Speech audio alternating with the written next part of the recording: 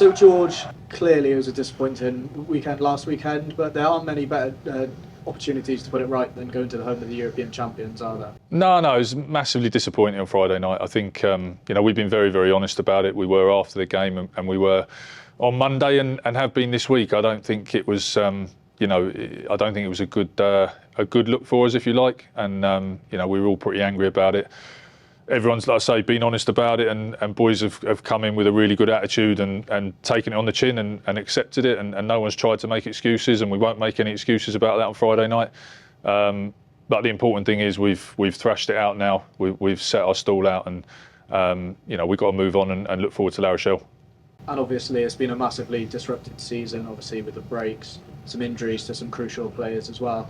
Is it nice to sort of get a run of games now, even though it was a loss last week, and sort of you can bounce straight back in now to the Champions Cup? Yeah, it's good to be playing this week. Like you say, we haven't had sort of consecutive games, so it's quite tough when you have a loss and then you've got a week and you've got to manage a week, and then you go into a game and have another loss. So it's nice to know we've got a game this week. Obviously this is no ordinary game. We go to the European champions, and they're pretty good. So it's an exciting challenge. It's a massive challenge, but yeah, I think everybody's happy that we could get back in and hit some bags and let off a bit of steam and just have a good sort of honest debrief and move on. And obviously I mentioned some of the injuries we had. Obviously there's been boys that you've been impressed with that have stepped up, and obviously it's a really good challenge for them to test themselves against literally the best team in Europe. Yeah, look, that is the thing with having so many injuries. There is opportunities for other guys, and I think that's certainly in the long run that's a really positive thing. I think Seb Blake and Seb Atkinson would be two great examples of that. They hadn't played Premiership rugby till about 3 or 4 months ago, and now they've played a load of Premiership rugby, and they're about to go to the European champions away from home and play the best that there is currently. So guys like that are getting experiences that you can't buy, and I'm really excited to see how they cope with it. And is the message sort of, take that on board from last week, but ultimately get excited for this challenge? Yeah, look, I mean, there's highs and lows, isn't there? And then, sometimes when the lows are low, they really hurt you, and that really hurt us on Friday night. There's no getting away from that. But the thing is, as a sportsman, you've got to move on fast, and you've got to work out how do we correct what we got wrong, and how we're going to be better. And as you say, there's no tougher place to go right now than where we're going on Saturday. And you've got to lick your wounds, and then you've got to roll up your sleeves, and you've got to look forward, and you've got to embrace the challenge that's in front of you. So, like I say, we had a good training session this afternoon, and I think the boys, we've got a clear plan as to what we want to do. Not underestimating what's coming, but I think it's a good thing we're out there again on Saturday. And obviously we spoke about before the Bordeaux game, you wanted to be in the knockout rounds of the highest tier competition in Europe. So I guess it doesn't take much to get up for these big games. No, it doesn't. Like we obviously, we had to manage the squad how we did. The front half of the season when the schedule got changed and we didn't get a break. So obviously we qualify. We beat Bordeaux twice and we qualify, and that's the way the format of the competition is. I think the exciting thing for us is we've had some great experiences in Europe over the last couple of years. We've already played. Once we played La Rochelle on the weekend, we'll have played the two finalists from last year's Champions Cup, and they play very, very different rugby. And obviously Leinster was a real challenge for us in a organisational front and the way they play. And La Rochelle's a massive challenge for us with the rock stars they've got on the pitch, and the way they keep the ball alive. And it's very, very impressive and very, very tough challenge. But we'll have played two top teams. The opportunity to play both of them away from home as well as Leinster at home is huge for this group. Yeah, and in addition to obviously the sort of technical stuff you can learn from playing against the best side, there's also the fact that you mentioned going to Bordeaux, winning in France already. That must be a big psychological boost. Yeah, I mean, I think, look, La Rochelle sort of dispatched Bordeaux this weekend, so we're fully aware of the difference between Bordeaux and La Rochelle. But as you say, going to France and winning in France is very, very difficult. And that Bordeaux team had some rock stars in there as well, and the boys fronted up and really played well that day.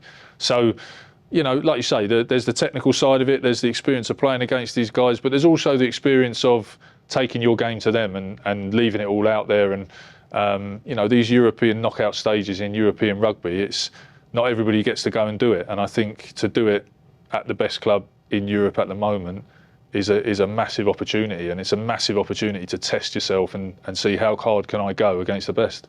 And of course, some of the more experienced players, Billy, Luds, they've obviously been to La Rochelle in the European knockout game and won. So have they talked about that at all this week? Yeah, I mean, those boys certainly, in terms of they know the stadium, they know the area. You know, I think we acknowledge La Rochelle is a different beast now to what it was back then.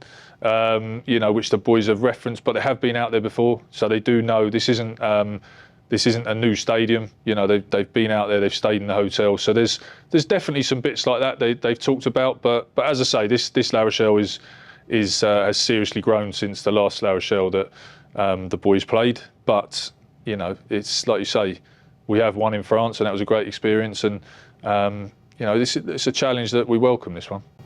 And I know in Bordeaux as well, you were really taken aback by how well the Cherry and Whites fans travelled. Obviously, loads of Gloucester fans out there, so you must be looking forward to seeing that again in La Rochelle this week. Well, yeah, Bordeaux was an awesome trip. You know, even before we took the field, there was so many Gloucester supporters out there, and they were so loud in the stadium. You know, as the game went along, it was outstanding. And you know, I think I think they were pretty pleased with what they saw. Obviously with the win, but I think in the commitment and the way the boys approached the game, and I think that's always the most important thing for us. And hopefully there's lots of support out there this weekend, and they're loud, and we give them something to be loud about. And a couple of things to finish on as well. Vivas obviously came on for his debut up at Newcastle. Good to see him. Obviously, tough time getting injured before you can make your debut, so good for him to get on the pitch. Yeah, his is a funny story really, because he's been with us pretty much all season, and you know, as the weekend before he flew over, he broke his arm, and he's been in rehab for you know, however long he's been here, which I say is a domestic season. And ironically, the week Val is out for the season, Mako's available for selection. So yeah, it's great to see him out there. You know, he's done a couple of weeks training with us now. He's a really good character, another Argentinian. So you know, we look forward to seeing him get some game time. And obviously, it was announced last week that Jack Reeves has extended his contract for next season as well.